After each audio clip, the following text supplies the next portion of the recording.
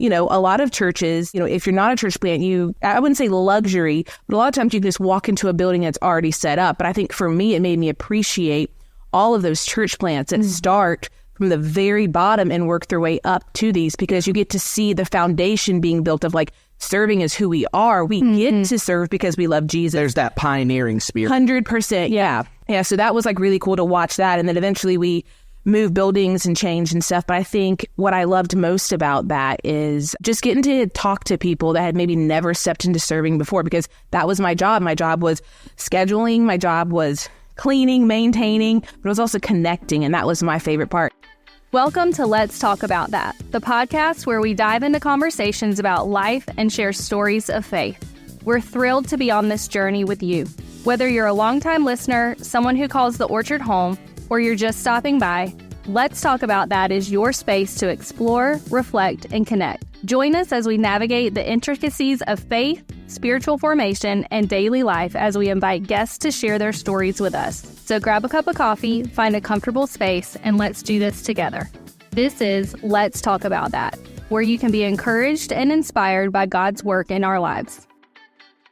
All right, we are back with Let's Talk About That. And man, I'm excited for this episode because it has kind of fallen into our lap. And we said, you know what? We're having fun talking and catching up. Let's turn on the microphones and do it and share it with everybody, because we have good friend Astin Sibowitz back with us at the podcast table. Which is not her last name now, because there's been some changes in life. Correct. And in fairness, was never her last name. Nope. We have with us Astin, formerly Sibrinson, now Astin Khank. Very good. Yeah. Yes. So got that. So how you been? Pretty good. Pretty good. God is good. Life is good. Can't complain. So we're going to catch up with Astin, and God's done some neat things in her life, in ministry, vocationally, bivocationally, volunteer, really just somebody who said, I want to be a part of what Jesus is doing in my community and in his kingdom, and whatever that looks like in that context, jumped on board. It's going to be a great conversation. We have Miss Mary Beth here with us as well today. Hi. Because that might be as much as you hear from her. No, so Mary Beth is here, one, because who doesn't like hanging out with Mary Beth?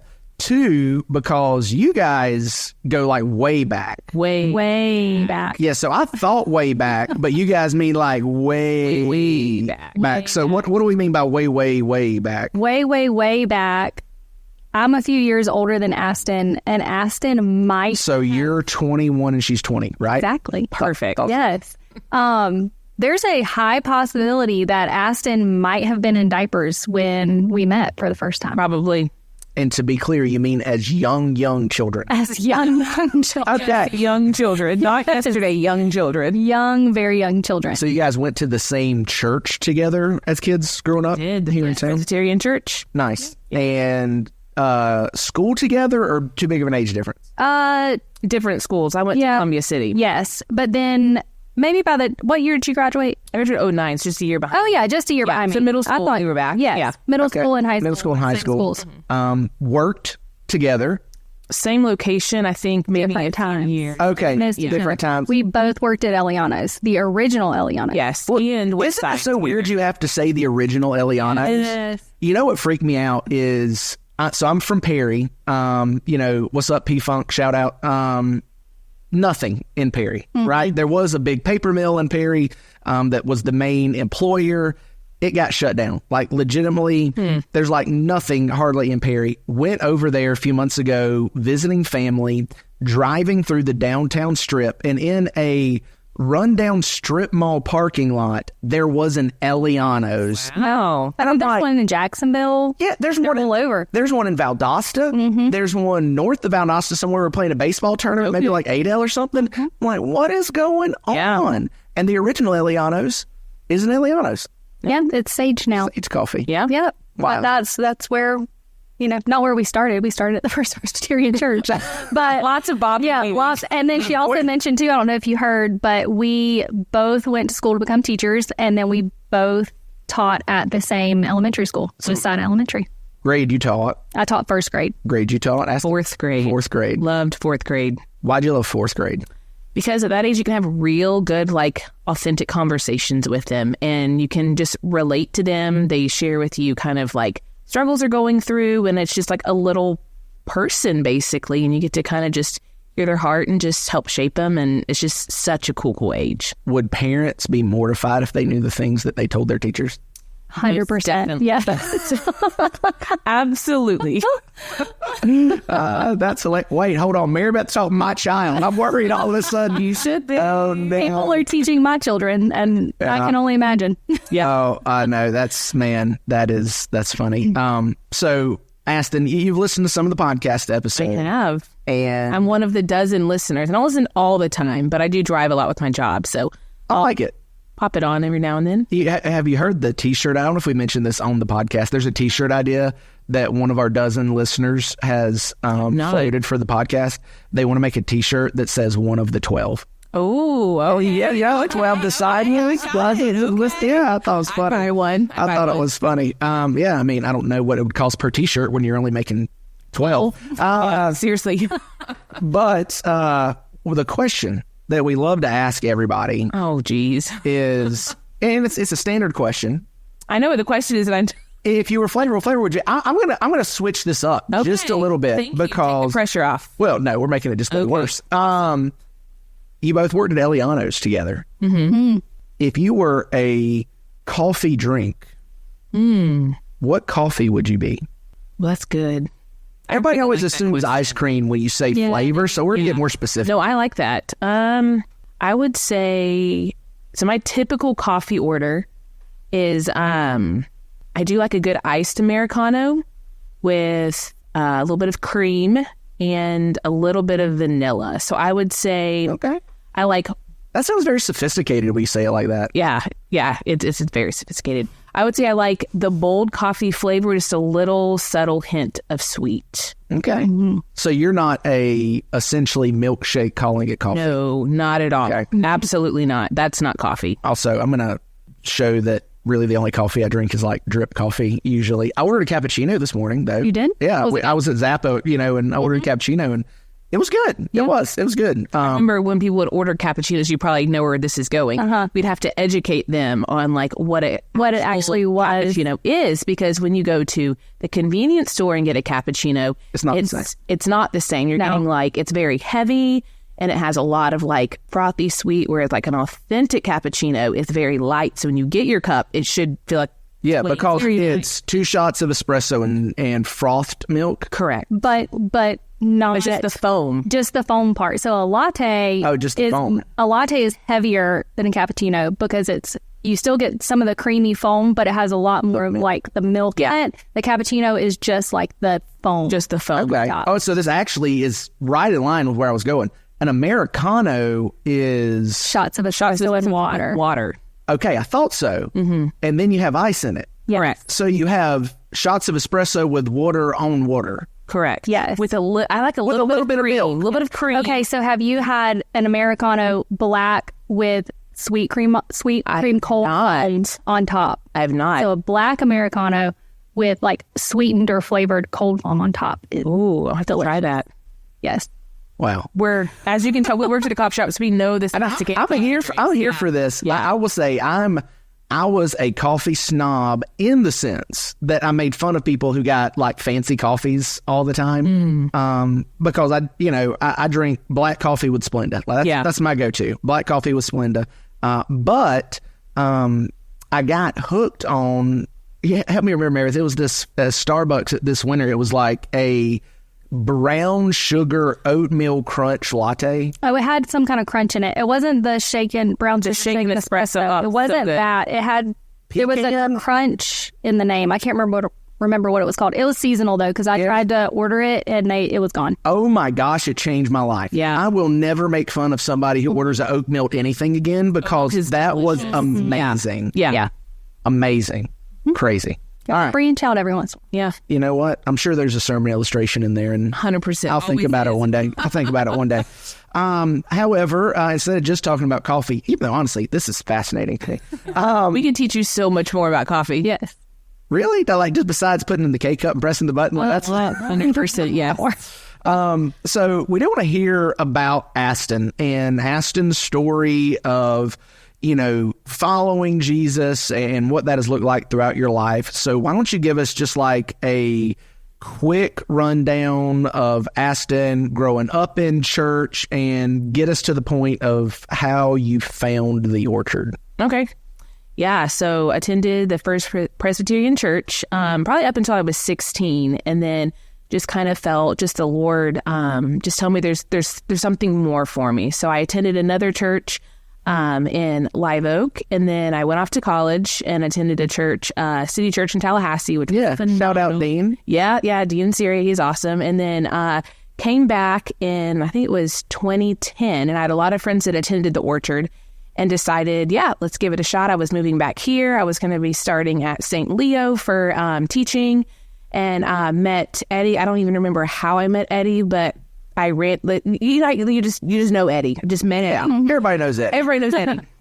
And then I think it was 2011, I went on a mission trip with him to Africa. Yeah. I'm sure you've probably heard this story before. Well, all I know is that you and Beth were besties and just like became immediate besties. So she didn't go on that trip. Okay. That was Bahamas. Is that the Bahamas trip? That was Bahamas. That was a couple of years later. Okay. But yeah, so basically like always felt like the Lord put on my heart like missions, like being a missionary, whether it looked like, actually going somewhere or being, bloom where you're planted, basically. And so I went with Eddie to Africa, and I told Eddie, he's going to laugh when he hears this on the podcast, but basically I told him, I said, I don't have a great track record with luggage. So just letting you know, there's a good probability either all of us are going to lose our luggage or just me. And I kid you not, when we get to Nairobi, and we're, waiting for our luggage in this huge, hot, like just area. Everyone gets their luggage, their second bag, and we're going around, and I'm hanging on to hope that the bag, come on, baby, come on, let's do it. And then all I remember is Eddie put his arm around me and was like, I don't think it made it. I mean, it had my malaria pills, everything I needed to actually go on the bush. Well, go in the bush. And that's literally how I felt. They should never have given me these buttons. They really terrible idea. So ended up getting my luggage again, but attended the Orchard there. Just loved everything about it. Loved just the people. Like you always say, the Orchard has just some very, very special people. And just to see the different ways God has just integrated in their life and how they do life.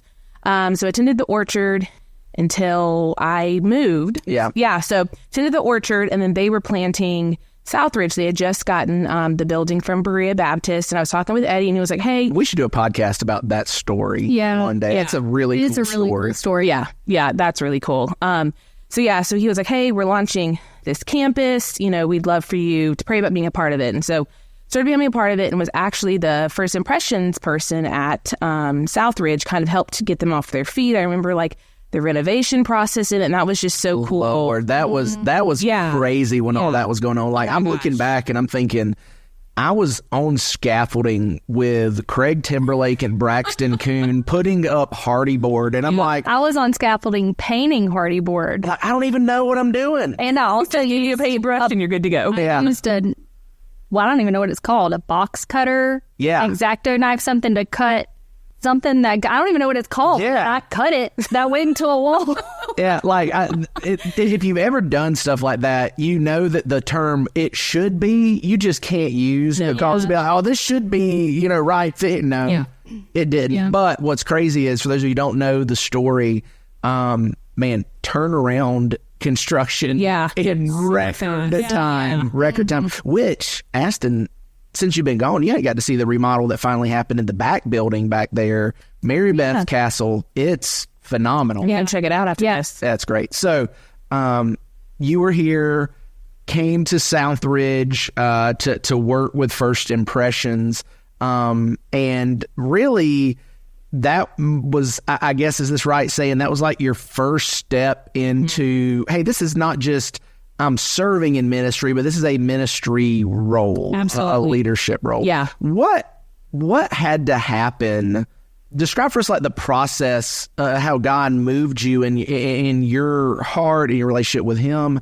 to get to the point where you're like, you know what, I want to take that step, not just from being involved in ministry, but to being, quote, in ministry. And to be clear, this we weren't like, you weren't full-time. No, you weren't part-time. It was like basically it was voluntary. Yeah, voluntary. Yeah. And so untold. So tell us about that process in your heart that got you to take that big of a step.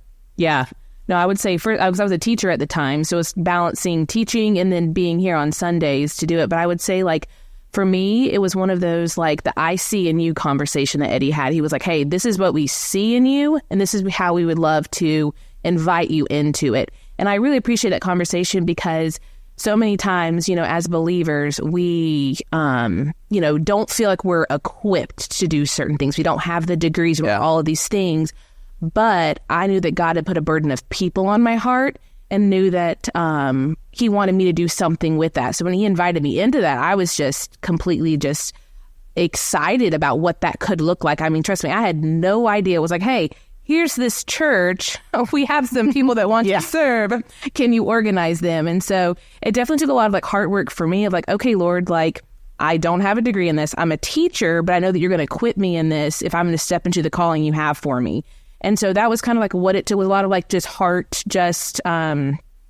posture of like, all right, Lord, like, I'm open-handed, use me as you will. And so that was such a cool season of just like meeting people one-on-one, hearing what their giftings are, and just kind of like guiding them in the direction of where they would best serve, because we're all given different gifts and talents. And so it's like, how could you best serve your church? And when we love Jesus, it's like, that's just part of who you are. Like, you want to serve, you want to love people. So it definitely took like a leap of faith for me, because I had never, you know, I was a teacher. I kind of just had 25 little eyeballs stare at me. But now it's like, I'm leading adults now. Yeah. Just showing so different. So different. I can talk in front of a room full of 6-year-olds. Yeah. All day, every day. You put me in front of adults and I don't know how to speak. 100%. And they're older than me. So it's like having to shepherd a lot of people that have been in church a long time or new Christians, showing them, all right, what does this look like? It was just a great like growth time for me of like stepping into a leadership position that I didn't even know God was going to call me into. So started Southridge. That was amazing. I know one of my favorite things that we started was Sunday mornings. I don't remember what we called it, but we would gather before we started serving, and we would actually have a time of like devotion. We would like go a huddle. Yes, a huddle basically, and we like talk about like how God is moving. I would have like a word I'd share with them, and then we'd pray, and just to see people like step out in faith that have never prayed before, and it was like, yes, let's go. Like, that's part of who we are. Yeah, we forget how big of a step that is for some people, just praying in front of somebody for the first time. Like, when you're in church world for so long, you forget that. That's a big step for some people. Yeah. Yeah. And even for me, it used to be. I mean, it was one of those, I don't remember who told me, it's like, just like talking to God, or like talking to a friend, like that's how you pray. And so to me, it takes that stress and burden off of just like, I'm just going to talk. Yeah. Just use me. Well, let me circle back for a minute, because I think what you said that kickstarted that thought process, journey, whatever, is Eddie having an I see in you conversation. Yes. And we love I see in you conversations at the Orchard. They are absolutely phenomenal and vastly important. What I really love about the I see in you conversations is the power that you just described, though. That's why we love them so much, is because there's something in that unlocks absolutely that ministry potential, leadership potential. Not that it's already there, not like in some mystical superpower way, but in a follower of Jesus looking at another follower of Jesus and saying, I can see what God's doing in your life 100%. Better than what you can see God's doing in your life. I see what God is piecing together, but you can't because you're too close to it. Exactly. Yeah. You know, you're able to see that 30,000 viewpoint where they're like right there, where it's like they're in the muck and mire and can't see anything. But it's like to have someone speak that into you too. It's just like, okay, like this is who Jesus is. This is what he's calling me into. And it's takes a step of faith of like, all right, let's go. And I think it's, for some people, that might be their first way of like, all right, Lord, like I'm going to trust you in that process of like, you know, I think I'm average Joe, but this person sees, wow, potential. Like, all right, I'm going to trust you. Let's go. And that's not something, though Eddie did that with you, I encourage our pastors and staff to do that often. There's nothing special about it being a pastor, a leader, somebody older. It doesn't matter. It's not like just because you're a pastor, you get supervision and you see a halo on people's heads who should be like, that's not how it works. It's just, as a follower of Jesus, all indwelled by the Spirit of Jesus, that we can say that to another person because, hey, man, I see this and you don't. It's kind of like, kids. I was just about to say as mom. Yeah. Absolutely. So Jack's 3-year-old, a little over. You don't wake up every day and go, oh my gosh, you got so much bigger last night. Well, maybe you do, but the truth is you don't see that because it's incremental growth. But if, let's just say Brandon's parents haven't seen him in 3 months and then they see him, they're like, oh, wow, you got a lot bigger. Yeah. Because that distance gives perspective. Absolutely. Yeah. So important. And I think that's something, if you're listening to this, don't underestimate your ability to do that speaking into somebody else's life as well. But hey, have you ever thought about? Yeah. Have you ever thought about doing this? Have you ever thought about leading a small group? You're really good helping people connect. Have you ever thought about working in kids ministry? Or how about this? Have you ever thought about going and being a Little League baseball coach? Yeah. Not because you know baseball, but because you love kids and you love Jesus. I mean, those kind of things. So that's good. Didn't mean to stop. I think it was an important thing to go back. So you were at the orchard. We weren't good enough. You left. I think that's where we were at in the story. Is that about right? In your words, not mine. Yes. So was at Southridge until 2015. And I would say probably like going back to like high school, I'd always felt like, I always told my family, like, hey, like, I'm going to be in Omaha, Nebraska one day. Like, that's where my dad's from. I have family there. Like, I really feel like that's where God is taking me. And so I did my 2 years of teaching in Florida at Westside. And then, God totally pulled me and put me in Omaha, Nebraska. And that was a season of its own where I had family there, but they didn't attend the same church. They didn't. I'll be honest, I forgot that you had family out there in Nebraska. Okay. Yep, that's where my dad's born and raised.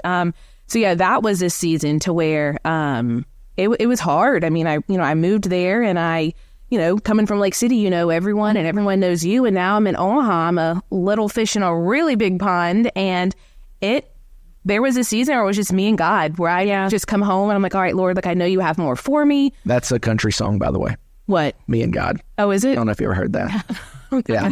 Anyway, Josh Turner, Long Black Train. Anyway, sorry, that's how my brain works. All good. But it was a season of just me and God, and I just had to really rely on Him for. I was like, all right, Lord, did I make the wrong decision? I felt like You were leading me in this. What does this look like? And so I came upon another church in Omaha, super fantastic church. I attended a small group, and that was really my first taste in small groups. I'd never done it before, and just felt connected with those people. We had a lot in common, and just having that like community of people when you needed it the most, when you were just kind of, like I said, little fish in a big pond. Yeah, didn't know a whole lot of people. So went to that church, and then found myself at a sister church of it, City Light, and that's where I started serving in kids ministry. So I started serving there and just loved the kids. And I specifically remember saying, I'm with fourth and fifth grade, that was in Omaha, fifth graders all day. I said, could I possibly with the little ones? And I'd be with the little ones, I'm with the big ones all the time. And at that point, I met my friend, my best friend, Brooke, and she and I were taught at the same school. And both of us were in, taught together. We made sure we had the same Sundays. We were in the class together, and it was a blast. We were with the little ones. And in that season, I feel like that's when God, again, kind of got my heart more prepared for. I loved teaching, but I felt like there was going to be something more He had for me. Didn't know what that looked like, but I was like, all right, Lord, like, as we all know, when we follow Jesus, we have to have open hands of, all right, Lord, like, wherever You want me, I'll go. You'll equip me with everything I need. You got my yes on the table. 100%, yeah. And so anyway, so we started meeting up with the kids director there, and she was telling us about a church plant that was going to happen in Bennington, Nebraska. And, Now, how far was that away from where you were at? 15 minutes, like Lake City Live Oak. Like, okay. Oh, wow. Okay, I got you. I mean, feel like my Nebraska geography's not up to par lately. Hadn't brushed up on it in a while. Okay. It's a lot of cornfields and then baseball. So it's pretty awesome. And so Bennington was an area where this group of churches wanted to plant a church. And so all the other churches that had gone or had tried to start planting in Bennington, basically they said Bennington was a place for church plants to die, basically, because they needed churches, but there just wasn't a lot of growth. Super encouraging. Yeah, exactly. Yeah. I'm like, okay, is this where the Lord is leading me? And so summer of 2019, I met up with the pastor that was going to be leading that church. And Brooke and I both met with him. And we're like, hey, we're teachers. We feel that, God is pushing us in this direction of possible ministry. We know you have a church plant, like just throwing it out there that we would love to help in whatever capacity that looks like. And so he prayed over us. And I remember leaving that. It was their big summer meeting kickoff with all of the churches. I remember getting in the car with my best friend, Brooke, and looking at her and being like, this is our last year of teaching, as we were driving to go set up our classroom. And she's like, you're crazy. And I'm like, no, I'm not. So I totally felt like God. Did you say, no, I'm not, or that's beside the point? No, both. And so that was again, just that whole school year. And that was, 2019 before COVID, before we knew anything like that was going to happen. That sounds familiar. It sounds familiar. Yeah. It's a great time for teachers and parents. Wild. Did you have you ever talked to Eddie about our trip to Israel? I've not. So we went to Israel in January 2020. Really? Yeah. And came back, and one of the planes, we were on two different planes come back. My plane, everybody was pretty much fine. The other plane, people were getting sick at the layover airport, thinking they had the flu, something. They got back, never tested positive for anything, but just wiped them out sick. We couldn't ever figure out, what it was. Fast forward, COVID hits. I remember laying in bed and watching that they had just canceled a basketball, an NBA basketball game. And I was like, oh, this is real now. Yeah. This is real. And then, but the craziest thing was, we're all at home. We have time, looking back through pictures of Israel, and then seeing so many people from Asian countries in mask and being like, this is wild. Yeah. This is wild. Yeah. So yes, COVID, I'm familiar. Please continue. Perfect. Okay. So that whole school year, I just felt like God was just slowly softening my heart towards something more, something that I had never stepped into before.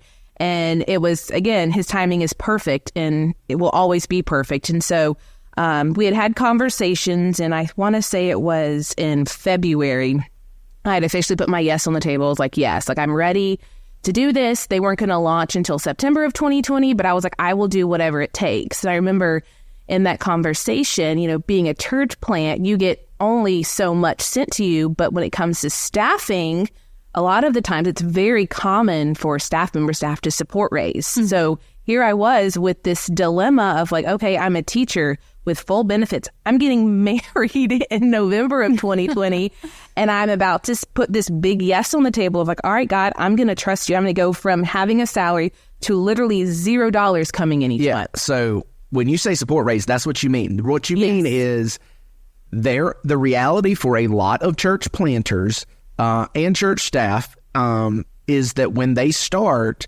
they have to go essentially fundraise their own salary. Yeah. And that's what you were in. You let go of a secure paycheck benefits. You started with zero, and you're saying, hey, here's my target. I'm just going to go ask God's people, would you pray about supporting me in this? Yeah. And I want to take a moment to say, number one, I think that is a helpful model that has proven true over the years.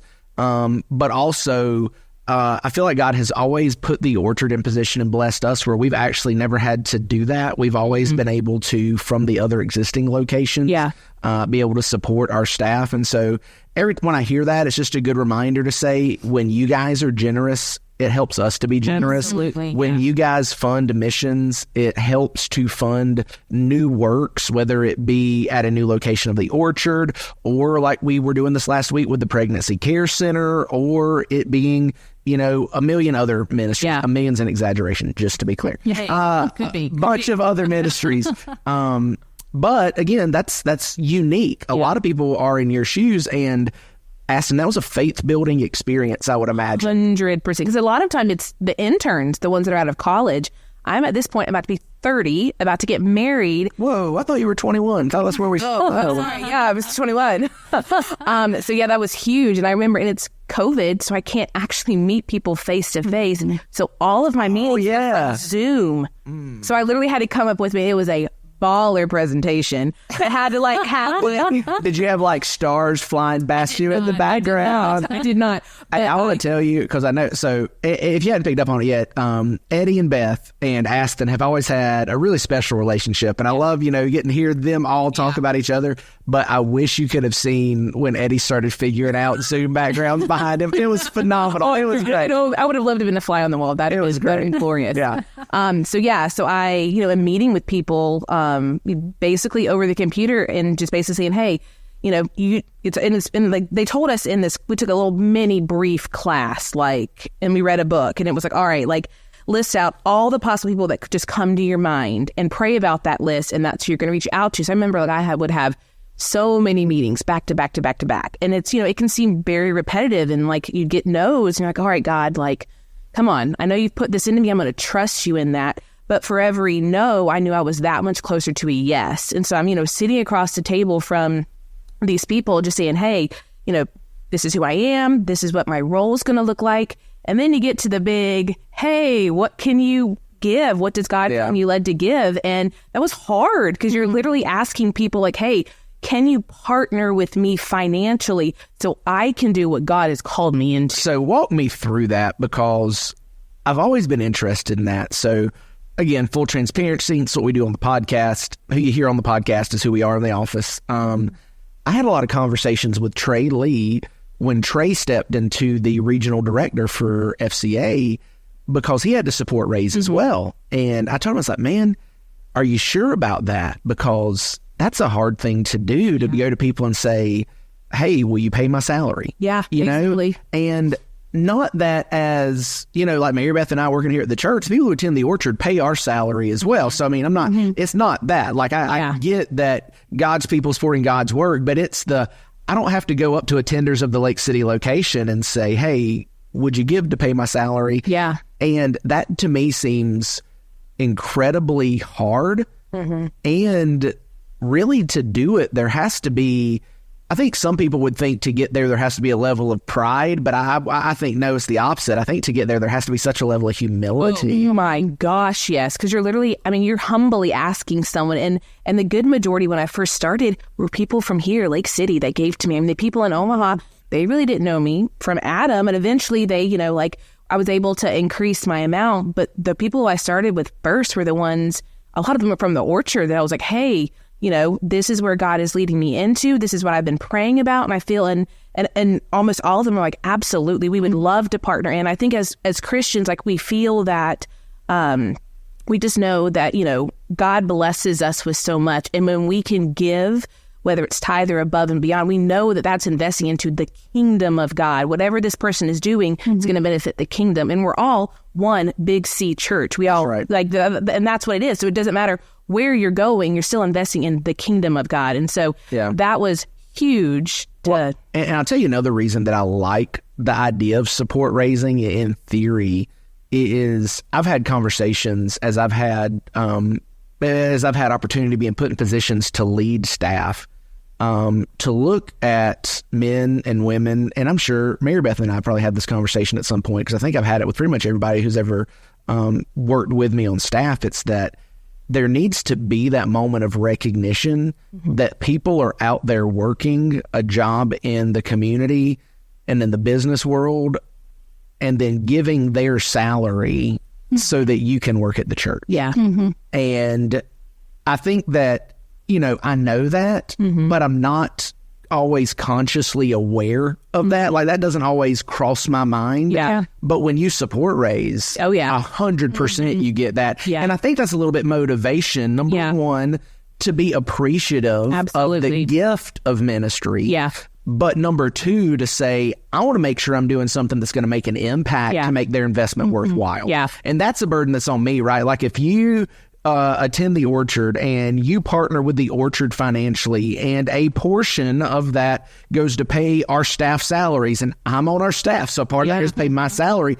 I want to make sure that when you get to heaven, the money that you invested, my salary, was a good investment for you in eternity. Yeah. And so I think that when, like you say, when you're sport raised, you just feel that in such a heavier way than probably we do here just on staff salary to the church. Yeah. And too, whenever you give, it's like sometimes you may not even see what that fruit is until you get to heaven. You're like, wow, because of my tithing, like, obviously, I believe God's going to reveal a lot of things to us when we get to heaven, but it's like sometimes you're never going to see the tangible aspect of that gift, but you're walking in faith of like, and just being obedient in that. Another song, Thank You for Giving to the Lord. I don't know if you've ever heard that one. I have not. All right, so we got Me and God. This is not country. I believe this is Ray Bolt's late or early 90s Christian. Okay. Thank You for Giving to the Lord. Just throwing that out there if you want a tearjerker. Like when I have heard that one. Yeah, it's coming. I'm not singing it, but yeah, it's go ask it. No, early 90s evangelist comes into town. Somebody gets up there and sings that. Kids are doing interpretive dance and the tears are flowing while the offering plates are being passed, baby.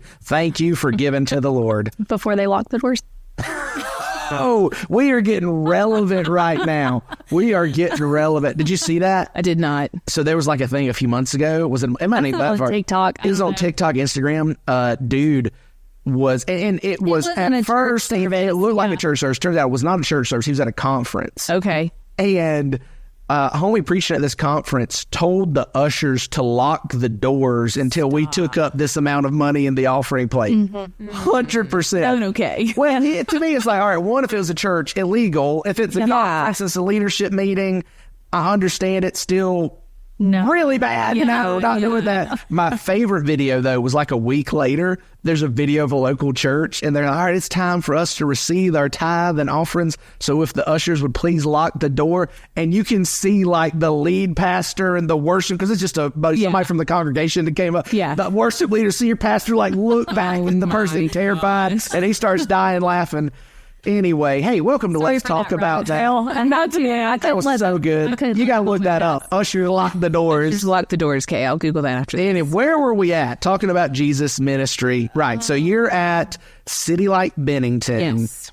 You are now not just volunteer church staff, but you're vocational ministry. This is how you are making your living as a newlywed, starting out a married life. Yeah. It was one of those. So we, when our church plant started, we didn't even have a building. Like we didn't know we were going to meet until probably like 4 or 5 days before we actually secured a building. And it was a beautifully renovated barn, but it was a reception hall basically. And so, part of our contract was, we would come in, 5 a.m. on Sunday, and we would start cleaning. And a lot of the times it was cleaning up after the reception. So you can imagine what was just spilt everywhere, all over the floor in the plastic cups. And I'm a newlywed, and I'm like, all right, Lord, like, let it be, let's go. But what I loved most is just watching those teams be built and those people serve. I mean,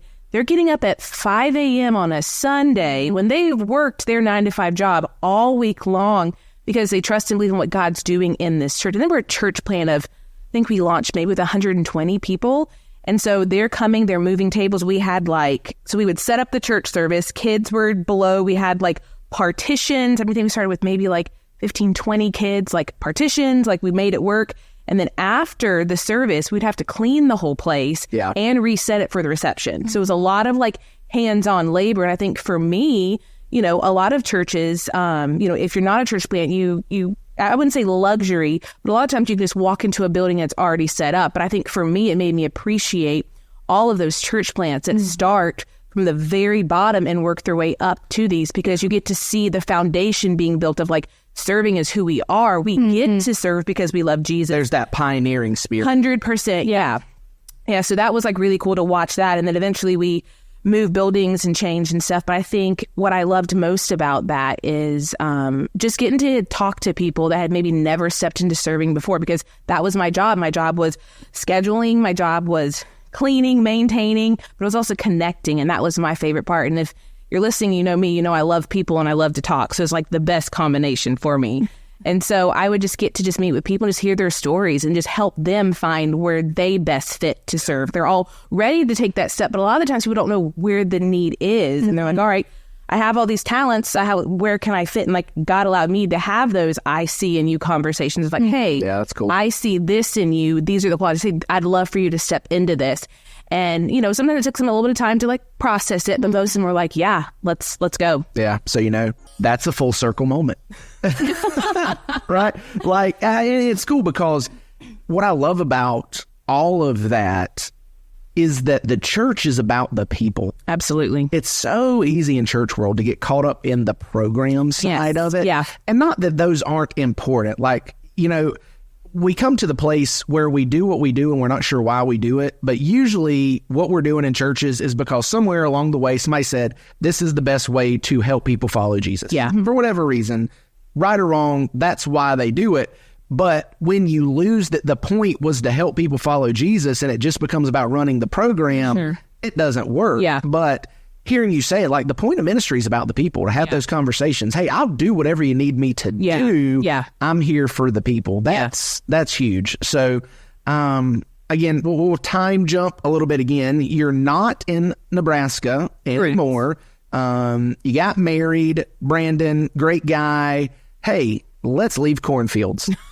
Right? Yeah. So what does that look like? Yeah. So it was one of those, just felt the Lord again start leading like he did with me going to Omaha and just all of these ways. God just start feeling kind of a pull. And so I felt this pull of like, hey, you know, my family lives here. I'd love for Jax to be around his cousins. What could that look like? And so we just started praying like, God, you know, we feel that this is put on our heart.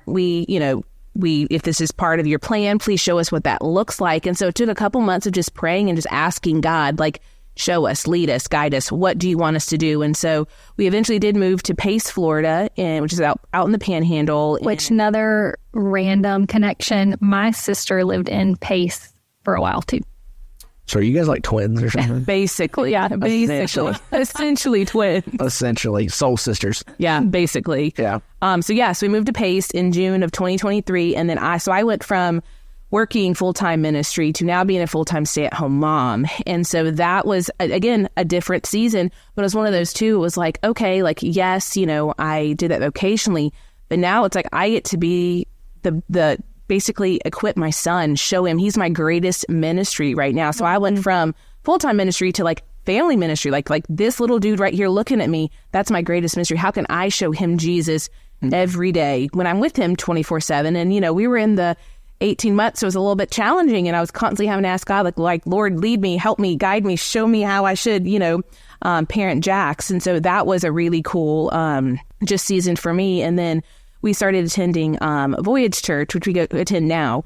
And I always love to talk to like the church leadership. And we have a Shauna, former Osteen, now Teal, is she and her husband are the ones that lead this church. Which they're and where are they from? Yeah. They're from Lake City. So another full circle connection moment is my wife, Leanne, and Shauna were first-year teachers together at Swanee Primary in neighboring rooms. Very cool. And so I'm helping Leanne set up her first classroom in Live Oak, and Shauna's next door. And Leanne and Shauna were like the princesses of Swanee Primary as recent graduates teaching. Anyway. Very cool. Yeah. So we started doing Voyage, and I started talking to the kids director, and I was like, hey, like, you know, I'm a stay-at-home mom. I have some time. I'd love to serve. How can I serve? And so I initially started serving with their kids ministry, with the kids director. And so started just basically prepping curriculum. I'd take all the curriculum home. I would go through it with the notebooks. I would edit it for the different classrooms. And then I found out that they were merging from one program to Planning Center. Well, I'm very familiar with Planning Center, being from Sea Lake Bennington. So I actually got to like help the church and kind of like teaching the leadership how to use Planning Center, what it looks like. Which is, so Planning Center is an online church software that helps with, you know, disorganized pastors is what it's there for. It keeps everybody on the same page. And so since I was familiar with it, I got to kind of like help and lead in that role. And again, this was totally just what I just love to serve. So I was like, how can I give back to my church? And so through that, helping with Planning Center, and then slowly started serving on different teams within the church. But to me, it's like when you serve, it's like one of the best ways that you can be a tangible, like just example of Jesus to others, when you like literally giving of your time and your talents, which are some of the two hardest things, including money, to give, because we all work jobs. We're tired. Sunday's called the weekend to relax, but it's like when you're, when you love Jesus and you love people, it's like you get an enjoyment and just an excitement out of serving. So that's kind of where I'm at right now with our church, is kind of serving with just the altar team. I serve in the 3 through 5 once a month. And there's just other realms of just kind of how I get back. I'm like, basically just like, use me, basically. And they're like, yeah, here, this is young to do. Okay, that. Got it. My yes is on the table. Exactly. Right. Yeah. So what does it feel like? Does it feel like the difference between, all right, I'm in a leadership position at Southridge, but I'm still volunteer, to now I'm vocational ministry on staff, and now I'm not on staff, but I am serving? Like, I think some people would see that as, okay, you're in ministry, but you're not in ministry. But I think from you've never got the sense that you weren't in ministry. No. All of it's ministry. Yeah. So how does that connect those dots for somebody that's like, help me understand how it's all ministry when you're getting paid and you're not, and you're leading and you're not? What is that? I think for me personally, it was when you're in ministry, I think you have to do a lot of like hard work and make sure you're connected with the Father every day, because it can seem repetitive and redundant sometimes. And it can be hard when your day's like, I just don't feel like doing it, that I'm paid to do it. So I think it's a lot of like the heart posture has to be right when you're actually in like the vocational, because that's you 24/7. That's all people look at you to see. It's like, hey, this is what you're paid to do. You got to do it. Whereas, I think for me, a difference is when you are not in the actual like vocational role, but you get to do it. It's like, it's the same level of just enjoyment and excitement, but it's like, for me, it's like I see those opportunities even more because I'm not in the mundane of ministry. Because I get to. Exactly. Yep. It's like I see that person at the grocery store that, looks upset. It's like, sure, I could walk right past them, but it's like, for me now in this role, it's like, I get to pray with them. I want to. Not to say pastors don't do that, but to me, it's like, no, I get that. It's like you're Jesus on all fronts of it. No, I get that, and this may seem silly, but I get that because as soon as I went into ministry, quote unquote, surrendered to the call of ministry. Yeah. That's how we talked about it, and traditional church growing up.